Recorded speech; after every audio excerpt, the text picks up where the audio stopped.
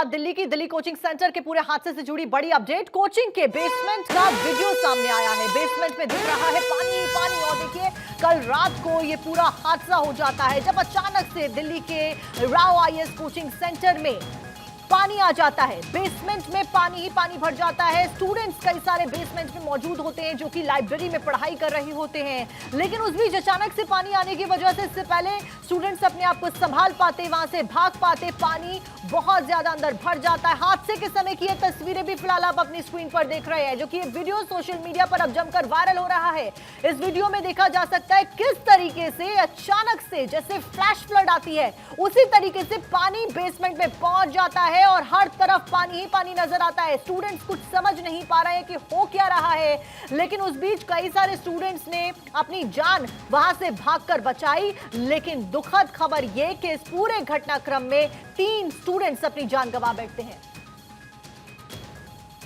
और देखिए, अंजू ज्यादा जानकारी लेकर हमारे साथ में जुड़ गई। अंजू, क्या कुछ अपडेट? फिलहाल वीडियो एक सामने आया है जिसमें साफ तौर पर देखा जा सकता है कि कितना ज्यादा पानी अचानक से बेसमेंट में घुस जाता है। फिलहाल क्या कुछ अपडेट है? किस तरीके से जो इन्वेस्टिगेशन है वो आगे बढ़ रही है? शुरुआती जांच में क्या कुछ सामने रखा गया है पुलिस के द्वारा?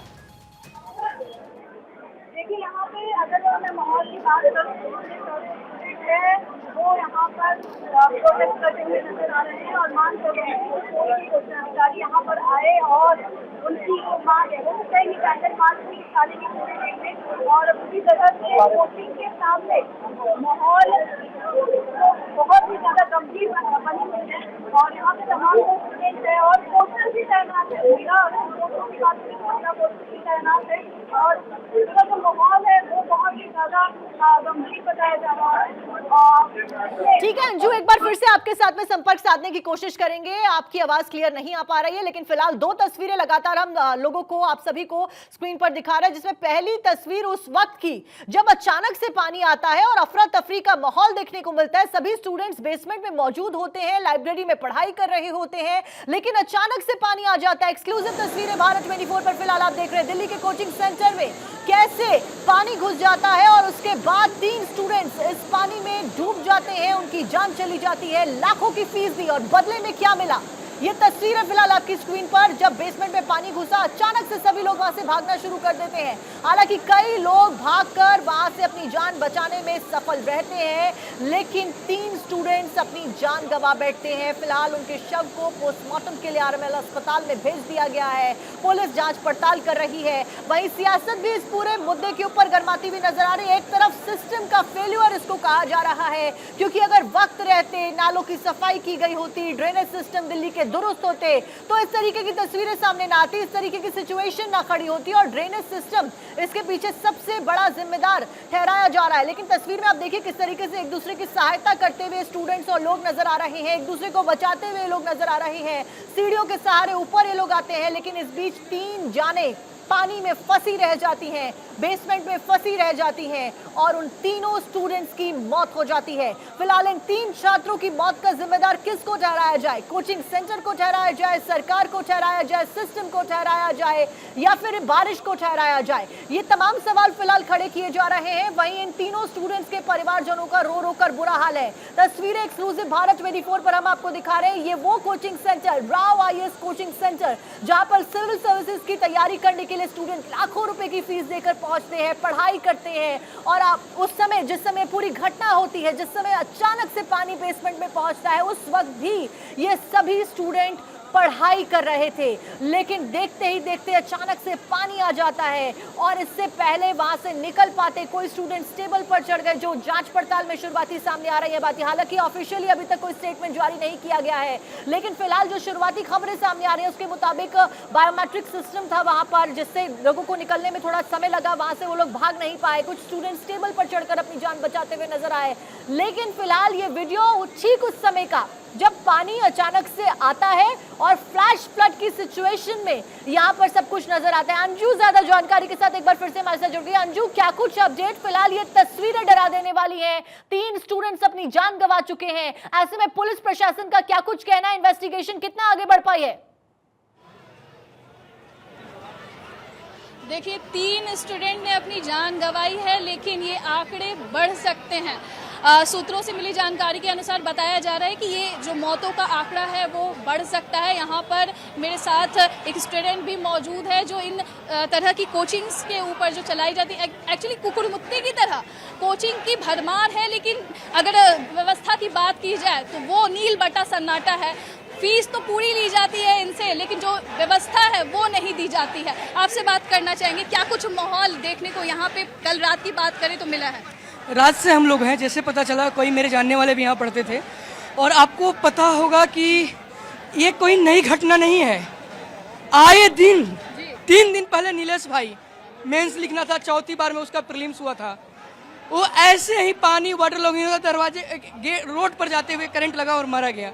ऐसे ही लगातार आपको पता होगा पिछली बार मुखर्जी नगर के भंडारी बिल्डिंग में जो आग लगी थी, क्या भयावह की स्थिति थी। फिर भी एक कोचिंग माफिया इससे कोई सबक नहीं लिए।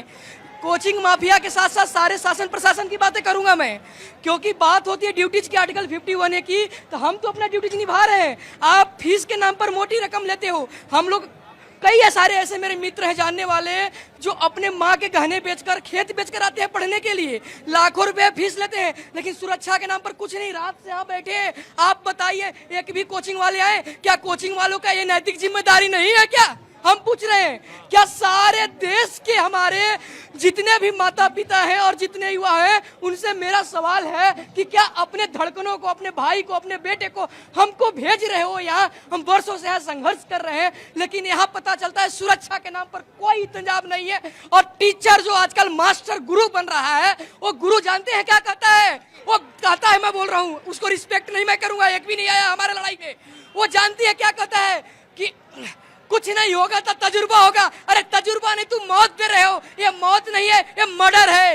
ये मारा जा रहा है हमारे भाइयों को। कहते हो तजुर्बा होगा, ये सोच के हमारे भाई बंधु 12th करके सब तैयारी करने के लिए यहाँ आ जाते हैं। और ये चीज़ होगा, आपने देखा होगा कि बहुत सारे छोटे छोटे बच्चे रील्स देखकर और IAS जो सेलेक्ट होता है, उनको एक सेलिब्रिटी जैसा वो एंट्री कराई जाती है, और बच्चों को लगता है कि जो है बस IAS ही है और इनकी बिजनेस खूब चल रही है, बहुत रेवेन्यू आती है। इसीलिए सरकार प्रशासन में जो भी आती होंगी अंग, सबकी बातें बता रहा हूँ, या कोचिंग वाले, ये सारे मिलकर इस देश के जो युवा होते, कहते हैं कि युवा किसी भी राष्ट्र का मेन होता है, किसी राष्ट्र के निर्माण में युवाओं की प्रमुख भूमिका होती है। उस युवा को, भविष्य के IAS को मारना चाहता है। क्या डिमांड है? अगर मैं देखूं यहाँ पे प्रोटेस्ट भी लगातार किया जा रहा है, तो क्या डिमांड है अभी? डिमांड तो सबसे पहले ये है कि कोचिंग के जो डायरेक्टर हैं वो हमारे बीच में आए, और उसके बाद जो प्रशासनिक काम है, जो जुडिशरी के काम है, वो करें। और आखिर में हमारे भाई बंधु जो छोटे छोटे गांवों से, हर राज्य से आते हैं, कब तक अपनी मौत ऐसे ही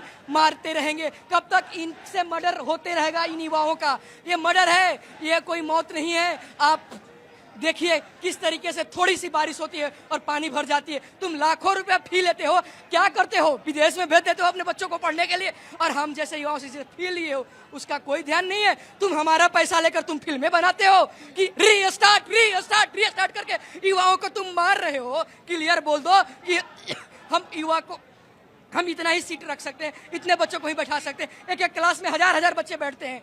देखिए, ये सिर्फ आज यहाँ जो 3 लोग दिखाया जा रहा है, ये 3 नहीं है, और आंकड़े ज्यादा है, मैं बता रहा हूँ आपको। अभी मेरे पास कई लोगों बात हो रही है, और लगातार जो यहाँ पे तमाम स्टूडेंट मौजूद है, उनके पास ऊपर से कॉल आ रही है और कहा जा रहा है कि ये जो मौतों का आंकड़ा है वो बढ़ सकता है, 3 की जगह 13 भी हो सकते हैं।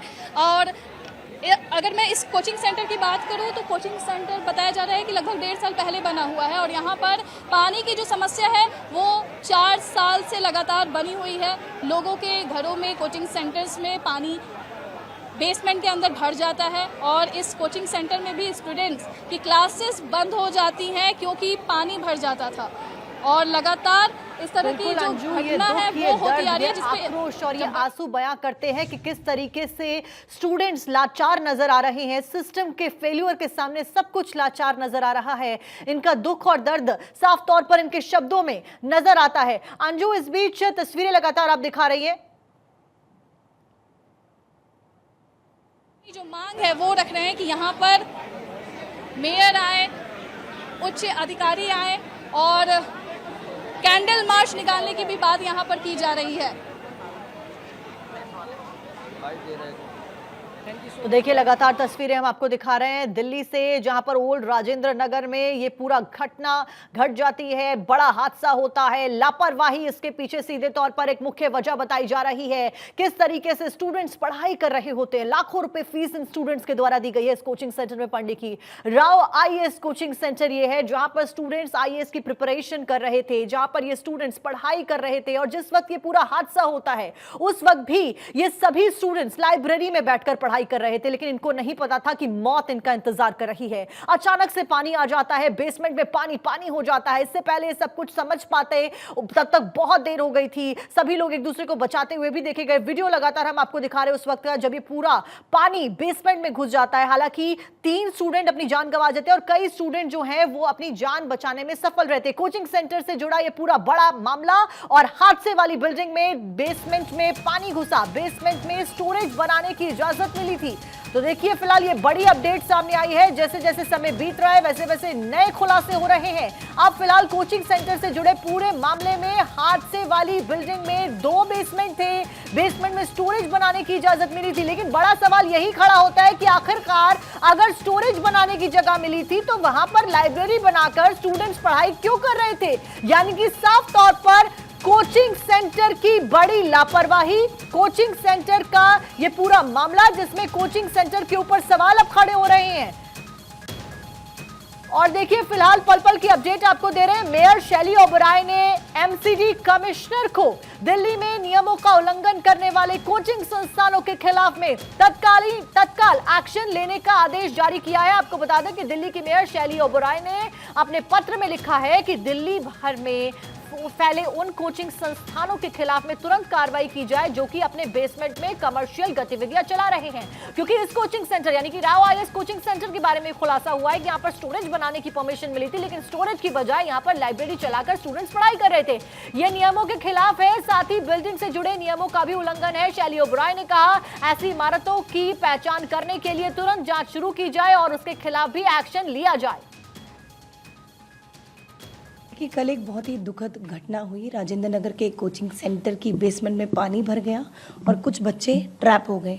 जैसे ही मुझे इस घटनाक्रम का पता लगा मैं मौके पर पहुंची। वहां पर देखा कि एनडीआरएफ की टीम जो है ऑलरेडी रेस्क्यू ऑपरेशन कर रही थी और ये सबसे दुख की बात है कि 3 बच्चों की मौत हो गई। और अब जैसे ही इस घटना के बाद अब मैंने कमिश्नर एमसीडी को एक लेटर लिखा है जिसमें आप देख सकते हैं कि हमने 2 निर्देश मैंने दिए हैं। पहला, दिल्ली में जितने भी कोचिंग सेंटर्स हैं जो उन बिल्डिंग्स में चल रहा है जो एमसीडी के जुरिस्डिक्शन में आते हैं और बेसमेंट में बायलॉज के अगेंस्ट या नॉर्म्स के अगेंस्ट ऐसे कोचिंग सेंटर चल रहे हैं, उन पर सख्त से सख्त कार्रवाई हो, उन पर एक्शन लिया जाए। दूसरा, और अगर इस मामले में जो कल राजेंद्र नगर में हुआ कोई भी एमसीडी अधिकारी अगर जिम्मेदार है तो उस पर भी सख्त कार्रवाई की जाए। तो देखिए दिल्ली की मेयर शैली ओबराय को आप सुन रहे थे जो कि कहती हुई नजर आई कि सख्त से सख्त कार्रवाई की जाएगी। हालांकि दिल्ली की मंत्री आतिशी ने भी आश्वासन दिया है कि 24 घंटे के अंदर सख्त से सख्त कार्रवाई यहां पर की जाएगी। लेकिन बड़ा सवाल यही होता है कि आखिरकार जिम्मेदार कौन है। अंजू ज्यादा जानकारी के साथ ग्राउंड जीरो से लगातार हमारे साथ बनी हुई। अंजू, क्या कुछ अपडेट? फिलहाल आरोप प्रत्यारोप का दौर और राजनीति गर्माती हुई नजर आ रही है, लेकिन इन जानों का जिम्मेदार कौन? सवाल वहीं का वहीं है। बिल्कुल सवाल वही का वही है कि जानों का जिम्मेदार आखिर कौन। तमाम जो अधिकारी है वो तो बयानबाजी कर ही रहे हैं, लेकिन यहाँ पर जो स्टूडेंट मौजूद है, जो लोग मौजूद है, वो जब अपना हाल बयां कर रहे हैं तो विश्वास करना बेहद ही नामुमकिन सा हो जाता है। और यहाँ पर बताया जा रहा है कि इस बेसमेंट में कम से कम 30 से 35 लोग फंसे हुए थे और जब बताया जा रहा है कि इस समय 3 मौतों की पुष्टि हुई है, लेकिन सूत्रों के अनुसार ये मौतों का जो आंकड़ा है वो बढ़ता हुआ हो सकता है, वो बढ़ सकता है। यहाँ पर कुछ लोग मौजूद हैं, उनसे बात करेंगे, उनसे आपको बताते हैं कि क्या कुछ स्थिति कल रही। जब अगर मैं इस जगह की बात करूँ तो अधिकतर लाइब्रेरी आप बता रहे हैं कि बेसमेंट में ही। बिल्कुल, यहाँ पे सारी 90% लाइब्रेरी बेसमेंट में है और यहाँ पे 4A ब्लॉक में कल पानी की वजह से बेसमेंट में पानी चला गया, उसकी वजह से बच्चे निकल आए जल्दी जल्दी में, बट ये सारी 90% यानी कि अंजू यहाँ पर जितने भी ज्यादातर कोचिंग सेंटर्स बने हुए हैं उन सब में लाइब्रेरीज को बेसमेंट में बनाया है। और राव कोचिंग सेंटर जिसमें हादसा होता है उसकी अगर बात की जाए तो वहां पर स्टोरेज बनाने की परमिशन थी लेकिन लाइब्रेरी बनाई गई। सवाल बड़े खड़े होते हैं। फिलहाल लगातार इस खबर पे बने हुए